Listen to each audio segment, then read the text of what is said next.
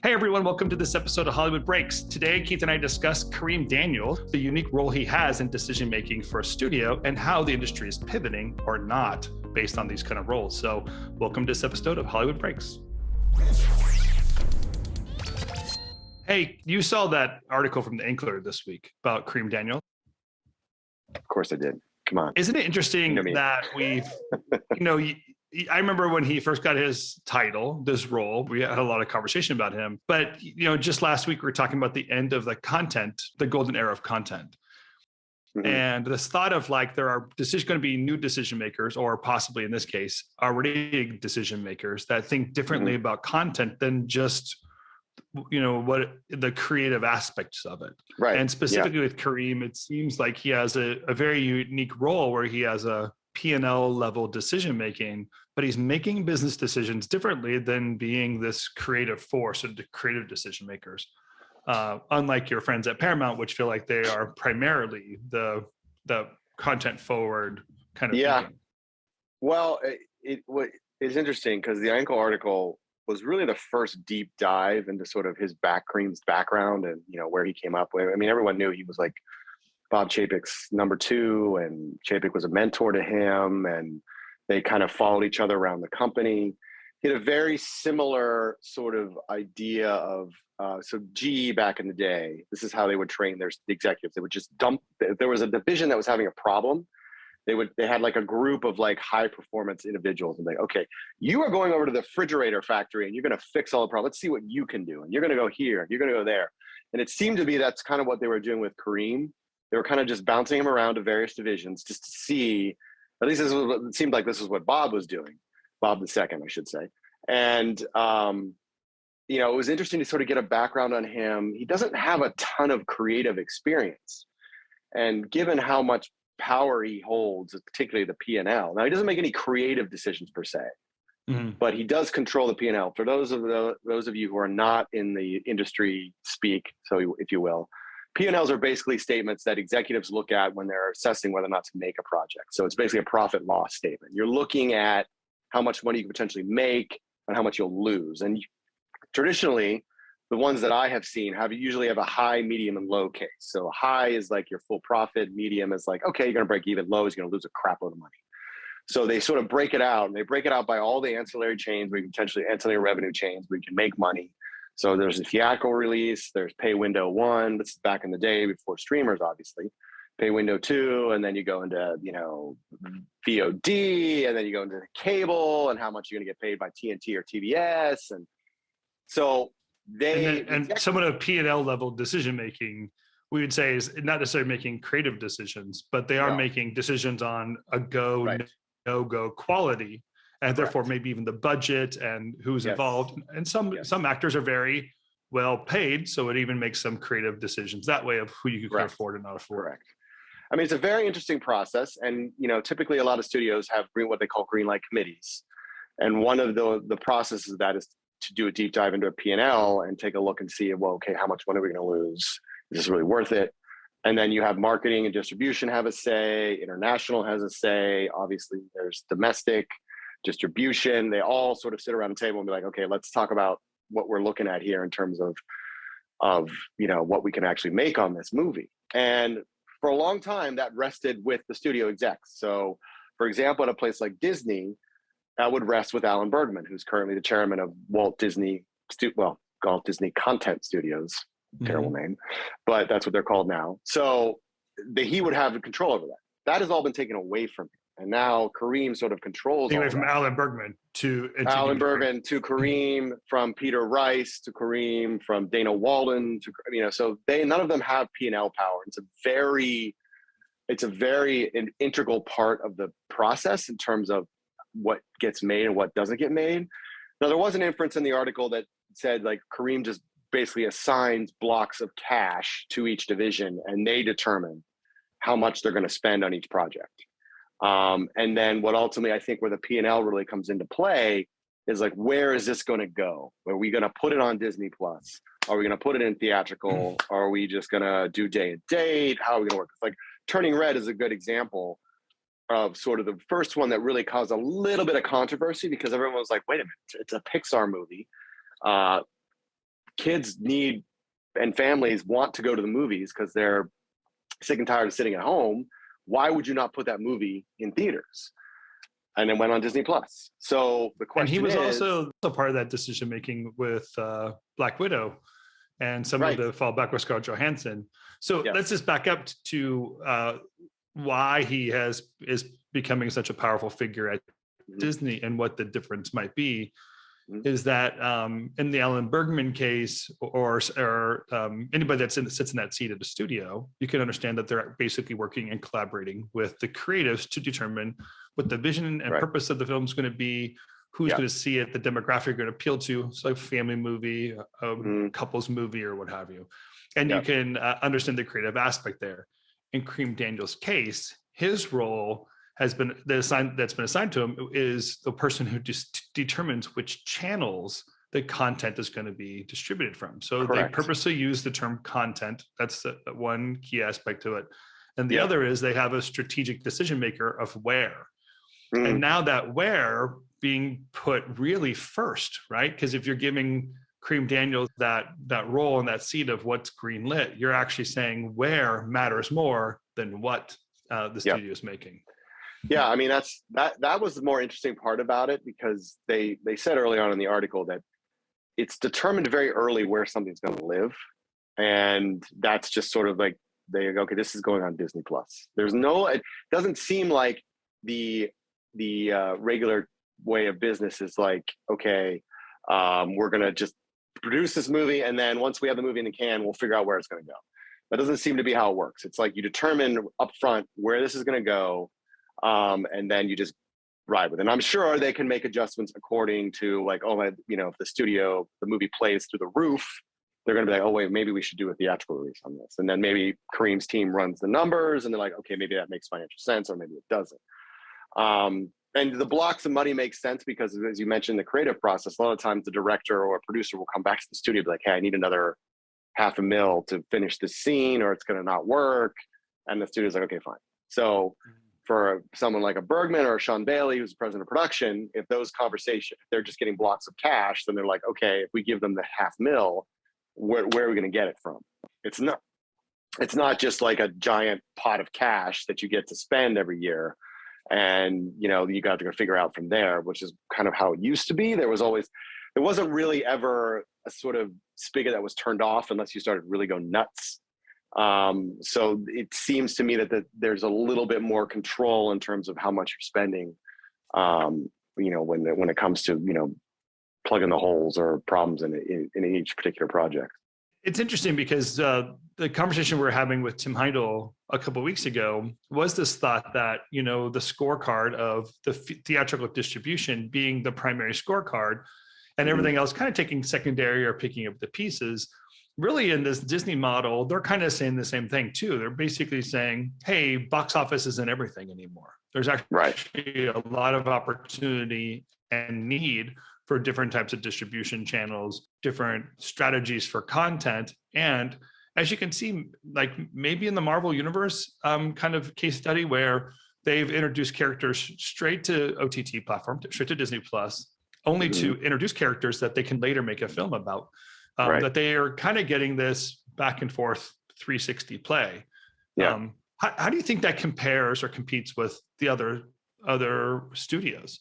So, for example, like Paramount, where we've we've been recognizing that they've had such a strong run, and Maverick coming out next week. Wow, it's coming out finally next week. Finally, yeah, no doubt. They're turning back now.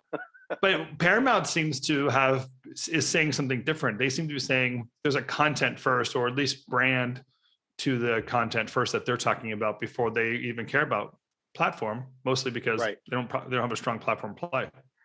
Yeah, I mean, it's interesting because when Brian Robbins got the job, the feeling around town was, oh, he's getting the job because he's committed to the streaming side of it. And Jim Giannopoulos was sort of ushered out the door because he was super committed to theatrical. And Sherry Redstone was like, yeah, I need to get the numbers up on Paramount Plus. Now, obviously, given what's happened over the last few weeks with the tech stocks bombing and Netflix crashing, obviously the idea of it just being about the subs is no longer subscriptions, is no longer the driving force. It's about, okay, show me how you're going to make money on this. So I think I think when Disney first started making those moves early on, I think a lot of the studios are like, maybe that makes sense. Maybe we have a separate department that makes all the distribution decisions. And then all our various, studios or whatnot are just content creators. They just produce the content. And then we, a separate department with all this data, decides where it goes. And I don't know if everyone's embracing it as much as they were when it first was announced, because everyone was like, Disney's just killing it. We just got to do what Disney does. And it's very much, the industry runs very much on this idea of like, whatever the other guy's doing that's working, we're all going to do it too.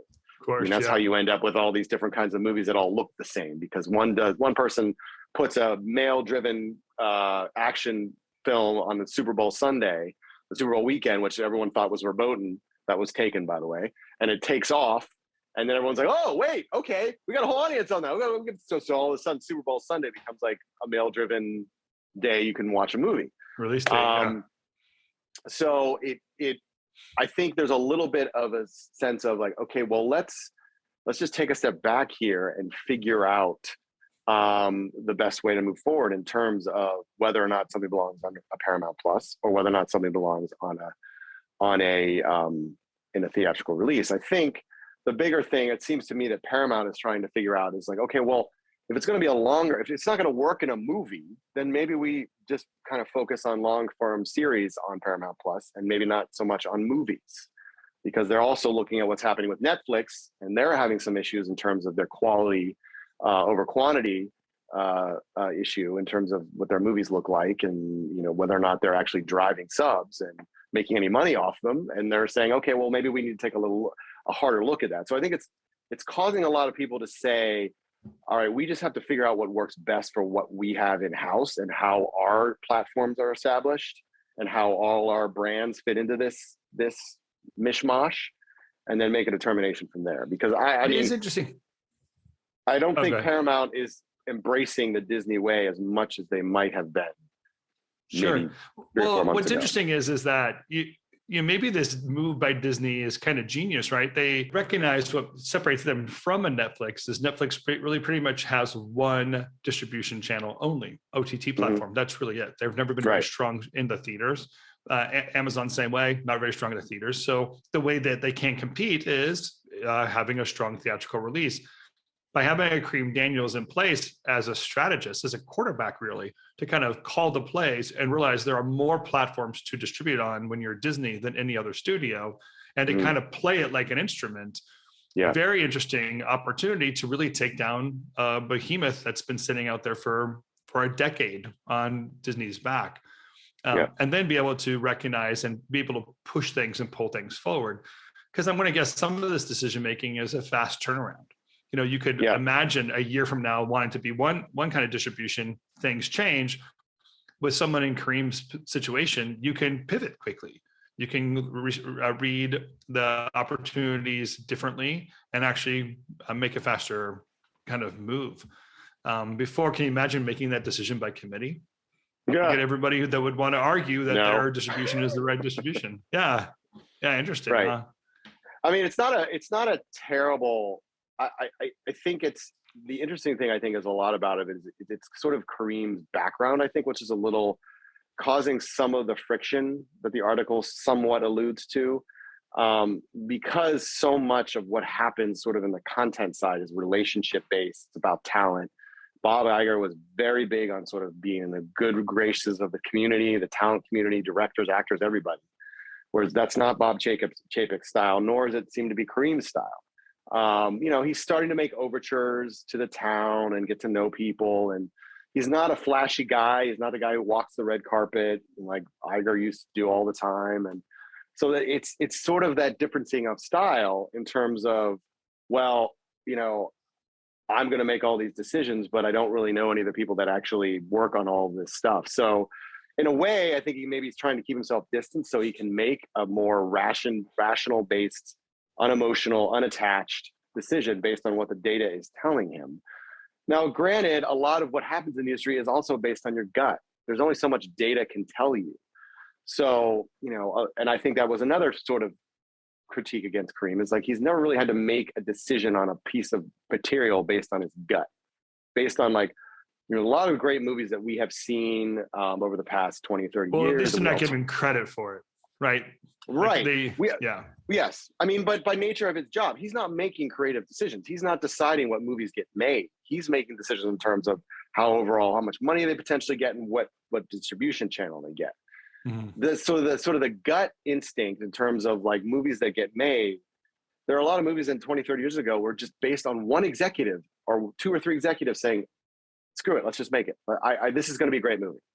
And it's that gut. It's not something that you can really train. It's just something that's ingrained in you. You can sense a great story and you just sort of cross your fingers. But I mean, I don't think he's really had to make those kinds of decisions. I think that's part of the reason why the town might be a little like cagey about, because that's a big part of sort of, particularly on the content making side of, you know, deciding what actually gets pushed, you know, up the ladder and gets greenlit versus what gets, you know, put in turnaround and sent out the door. It was interesting. Richard Rushfield in his article was kind of pointing to the number of people who couldn't really identify who Kareem Daniel was or what his job is. One executive, I want to say a talent executive, even had a quote that says something like, I don't even know who you're talking about, or I don't know anything except for his name. His name. Yeah. But what's interesting is and I think it might have been in the article pointing to maybe a fault of Kareem, his position and what little is known about it. But it also might be pointing to really how slow the industry is to adapt to that kind of change. If they don't understand the role, they're basically saying, well, that's not a traditional role. Maybe it's fly by night. I actually don't care. I'm going to go back and only hang out with the people and the roles and positions I'm used to working with. Right. But if Disney is at the forefront of something, all these executives that Richard interviewed, they might be the ones with the egg on the face because they're the ones that didn't invest in the why Disney's doing something different. Well, yeah. I mean, you know, this is one of my big bones about the industry is they're very slow to adapt to change. Yeah. And that you're absolutely right. That's one of the things. They're like, I don't know who this guy is. I don't know what his role is. I don't know what he's doing. So I'm just going to go to stick. What do I know? So I'm just going to keep going to the executives over at Disney. I'm not even going to pay attention to this guy. But you did have a few agents. One agent, you know, they referenced who actually reached out to him and said, hey, would love to talk to you, just get to know you, what you're going to do. And Kareem responded, and they had like a 90-minute Zoom. So you never really know like what anyone's willing to talk about or, you know, discuss or get to know somebody because it's so different from what they've done in the past. And the industry is very much built on this sort of internship, apprentice type style model where you start in a certain way and you learn how to do a thing one way, and that's how you do it as you rise through your career. And you don't ever really change, because if you try to change, you're going to get mountains of pushback, and then before you know, you don't get your contract re-upped. So it's a very much a system that's set up to sort of just keep doing things the way we've always done them. There's no need to rock the boat. And then here comes this guy in Disney, one of the arguably the biggest entertainment company in the world. And all of a sudden he has all this influence and power. And they're like, wait, what? Huh? I don't know what. Yeah. And he's not. They're not paying attention to it. But the other thing is he's not embracing the life. Like he's not going to all the parties. He's not wining and dining at the Polo Lounge. I mean, that was one of the first things they started out with in the article was he's not going to the Polo Lounge. He's not going to all these places where all the execs hide and, you know, masters of the universe in their little corner booths and talking about how the big movies they're going to make. He doesn't do any of that. Mm-hmm. So they're like, wait, what? He doesn't even embrace the life? Like, what? Huh? I mean, again, I appreciate that aspect of it because a lot of that is what pollutes the industry today. It's because it's a lot of people get into the business, not because they love movies, but because they want to be echo chamber. That plays out. Exactly. So that aspect of it, I think they just don't know what to make of him because he seems to be not a classic industry type. And, you know, he's got his MBA. So they all like run for the hills because, oh my God, this guy's going to kill me with spreadsheets. That's not the creative process. And it's like, well, we also have to remember that it is a business. It has to make money or you guys aren't going to get your lavish, you know, expense accounts at the Polo Lounge. So I think that's a part that drives it as well. I still don't think Disney did a particularly great job in sort of describing what he did. And they just sort of like, here's Kareem Daniel. He's going to head up this media distribution entertainment thing. And then that was it. And then everyone's like, huh? And then, of course, as you said, like no one's really curious. So they're like, all right, I'm just going to go back to doing what I know. Now, all of a sudden, because everyone's starting to get a feel of how much influence he does have, now it's like, oh, okay. Now we're going to go. I mean, you think about it. I haven't read, there's never been a puff piece about him on Variety, Hollywood Reporter, Vanity Fair, Wall Street Journal. No one has done it. He hasn't done any interviews. That's kind of my point. Is like that it's such a different position that the industry almost wants it to be, not non-existent.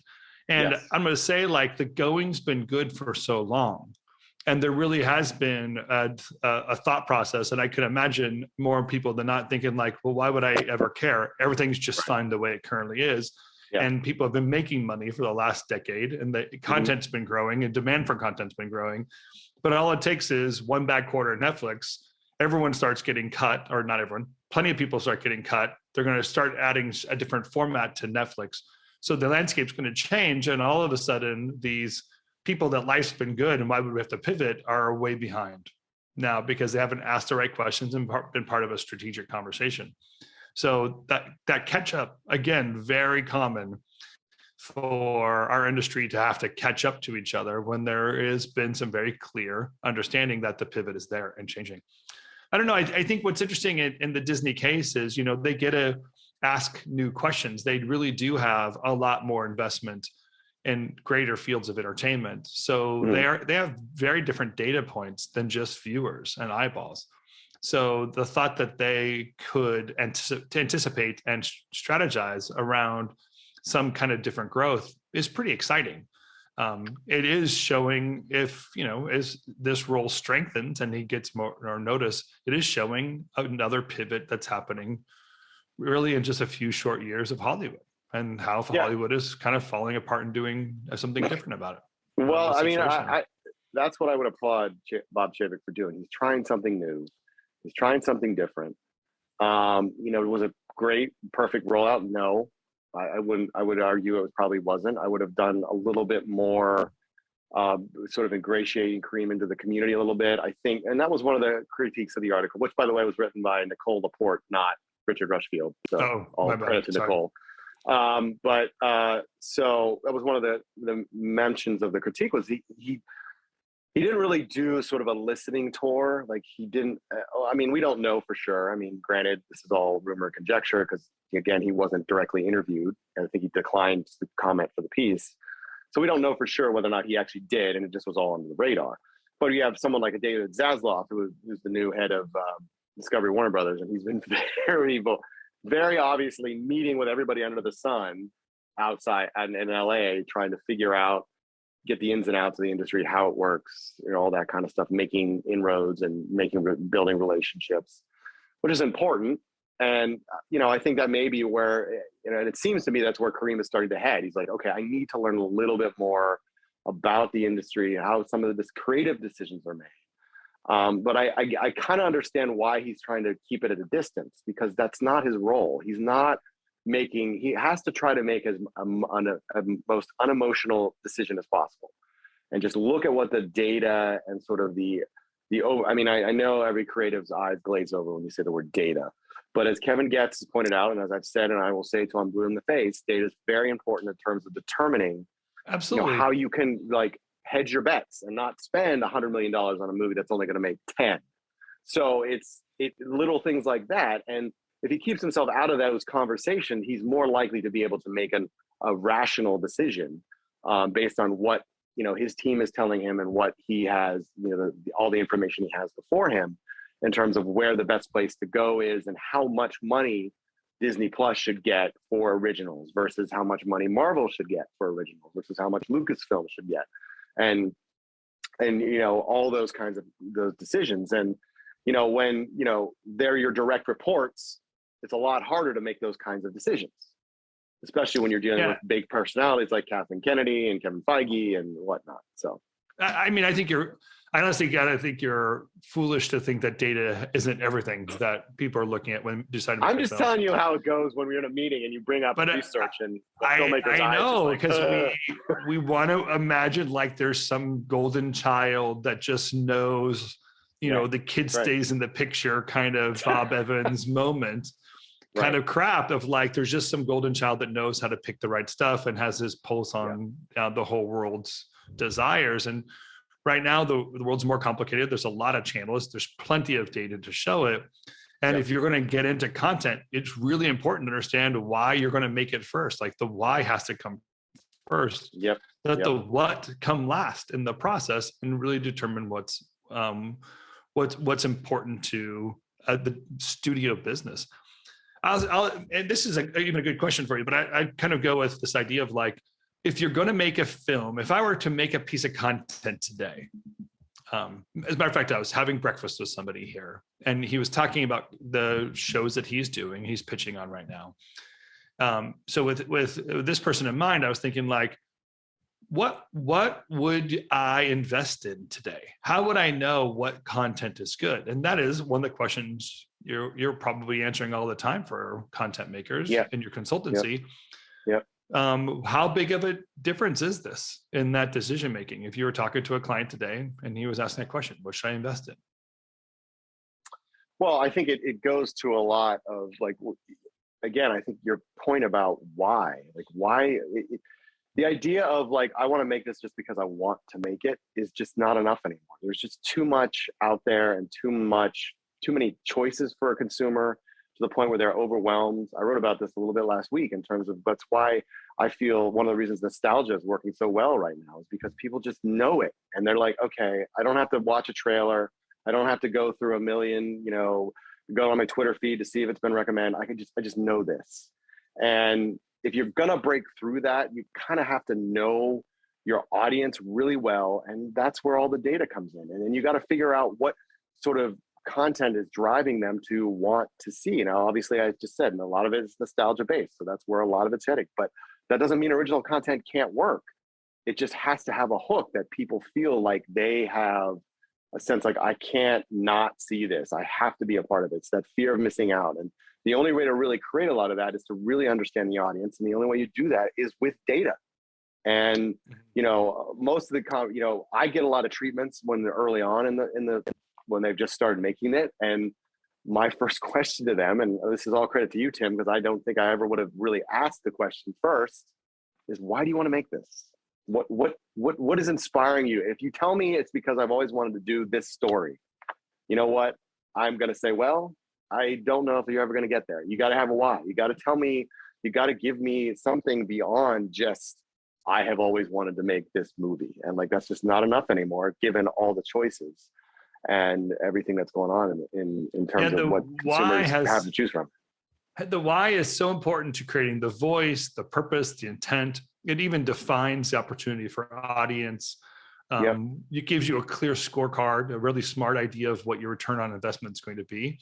And really, if you understand and drive by your why, there are multiple creative decisions to make and pivot on as you're developing the content. If you start with the thing you're going to make, like I really love the story, I want to make the story, it's a shot in the dark. I mean, or someone else's why is going to merge with your what in order to decide that, but it's not a clear direction. So I don't know. Disney is setting a pace. I mean, there's something different about what their studio is doing and the growth of their studio.